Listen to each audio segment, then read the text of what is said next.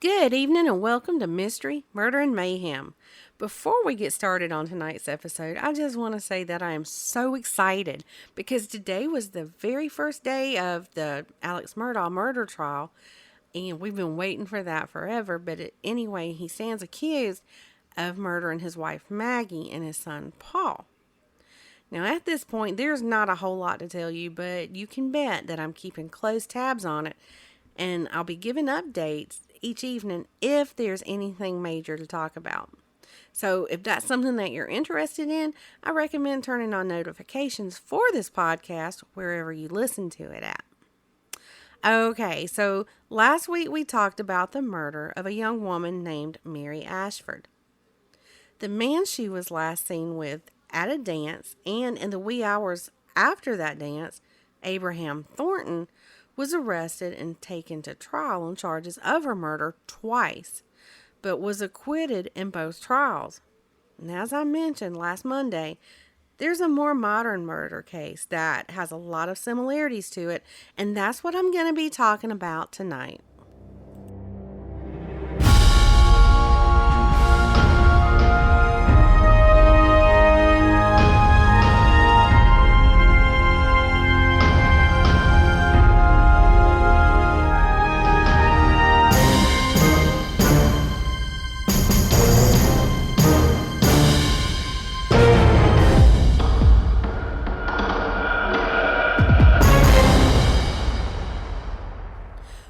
157 years after the murder of Mary Ashford, a young woman named Barbara Forrest was found raped and strangled on May 27th, 1974, in Pipe Hayes Park. Now, does that date sound familiar?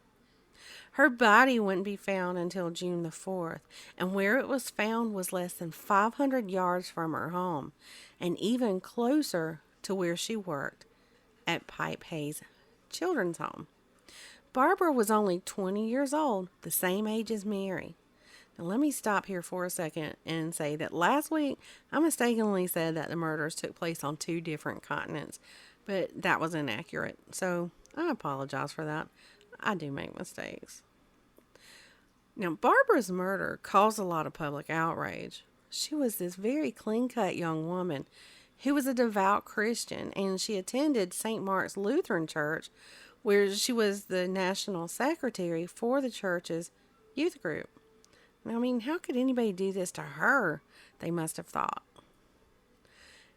It had been a bank holiday, Whit Monday, so she and her boyfriend, Simon Belcher, had spent the evening first at an evening service at St. Mark's, where Simon's father was the pastor, and then later they went out dancing at several pubs, and they danced the night away. Well, around 1 a.m., Simon walked Barbara to a Colmore Circus bus stop so that she could catch bus number 67, but she never made it home. After her body was found, more than 100 investigators worked the case, trying to find her killer. Bus passengers from bus 67 were interviewed, but no one that had been on the bus remembered ever seeing Barbara. They went from house to house questioning the residents if they had seen or heard anything that night, and posters were plastered all over the area, and they even staged a reenactment of the events of that night. Well, there's not a whole lot that's out there, so we're fast forwarding to the month of September after she was murdered. But Barbara's co-worker, Michael N. Thornton, was arrested and charged with her murder after bloodstains were found on his pants, and his mom basically lied about his alibi. And did you catch his last name? Thornton? Another similarity. But when that case went to trial, Thornton was acquitted.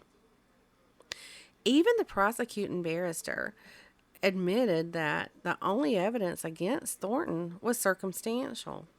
And after hearing that there was no evidence to link him to the murder, the judge instructed the jury to return a not guilty verdict, so he was acquitted.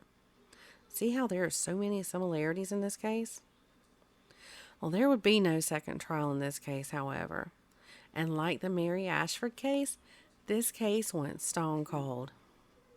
Listen, I'm not going to tell you about a product unless it's something I love and I use it on a daily basis. And what I'm about to tell you about is one of those. Over the years, I packed on quite a few pounds from having babies, stress, eating for comfort, and now as a 51-year-old woman, hormones are not on my side at all. Now, I had been seeing people on social media talking about Obvi. They were talking about how much weight they've lost and how they feel so much better. They had nothing but good things to say about it. Of course, I was skeptical, but you know what? I gave in and I gave it a try. And boy, am I glad that I did. Over the past 5 weeks since I started using it, I've lost 22 pounds. I haven't tried every single product that they have, but I have to say my favorite is the Collagenic Burn. 2 capsules at breakfast, another 2 at lunch, and I have energy for the entire day. And it's not that jittery energy and there's no crash when it's done doing its magic. And you experience that with a lot of products out there. Plus, my hair and nails are growing like crazy and my achy joints feel better each day. Your results may not be exactly the same as mine, but I encourage you to give it a try. Now, all you have to do is click the link in the episode description for my Avi, and then you can save 15% by using the promo code Mystery M. Now, let's talk a bit more about all those similarities, shall we? Both Mary Ashford and Barbara Forrest had spent the evening before their murders dancing on the holiday that is called Whit Monday. Whit Monday is also known as Pentecost Monday and is a Christian holiday. And it falls on the day after Pentecost Sunday, and that commemorates when the Holy Spirit descended on the disciples of Jesus. Well, Mary had spent the evening dancing at Tyburn House, and Barbara has spent the evening dancing at several pubs in the area.